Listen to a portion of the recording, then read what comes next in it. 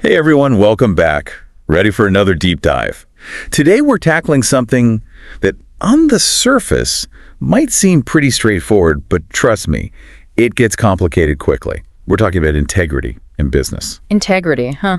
Sounds simple enough. Right, like just don't be a jerk, right? Right. But we're going deeper than that today. Okay, I'm intrigued.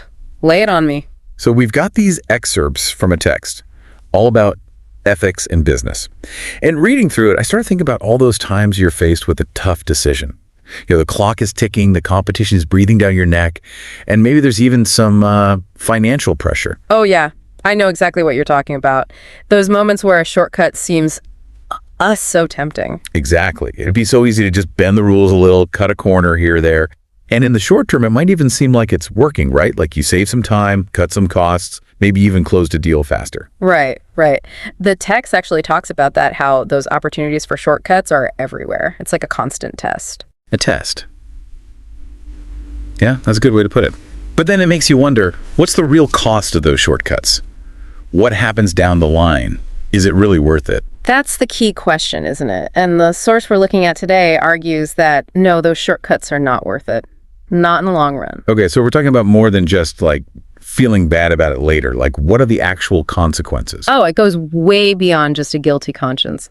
This text cites some pretty compelling research that found executives who engaged in unethical behavior had higher rates of anxiety, even insomnia. Wow, really? So like they're lying awake at night worrying about getting caught. Exactly. And that kind of stress impacts everything. Their health, their decision-making, their relationships. It creates this negative spiral. So this peace of mind thing isn't just some fluffy concept. It's a real factor in how well a business runs. Absolutely. Leaders who are stressed out and worried are not going to be making clear strategic decisions, and the effects ripple outward. The text also talked about how if a leader is cutting corners, it creates a culture of distrust. Makes sense. Yeah. If the boss is doing it, why shouldn't everyone else? Exactly. Employees see it, and they either start to disengage, or worse, they adopt those same unethical behaviors. It becomes a slippery slope for the entire company. Okay, I'm starting to see how this goes way deeper than just like being a good person. This is about the health of the entire business. Precisely, and it gets even more interesting. Oh, how so? Well, the text argues that the truly successful companies, the ones that stand the test of time, are built on a foundation of trust. And trust comes from consistently ethical behavior. I can see that. It's like, would you rather do business with a company you know is shady or one with a solid reputation for integrity? Exactly. I think most people would choose the trustworthy company, even if it meant paying a bit more or waiting a little longer. For sure. You're more likely to believe what they tell you, to trust that they'll deliver on their promises. Right. And it's not just customers who value integrity. The text pointed out that employees want to work for ethical companies. Investors are more likely to support them.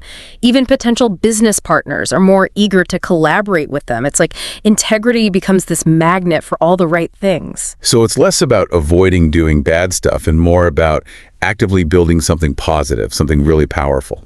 That's a great way to put it. The text even used the term compounding to describe how integrity works in business. Compounding, like interest in a bank account. Yeah, exactly. Think of it like this.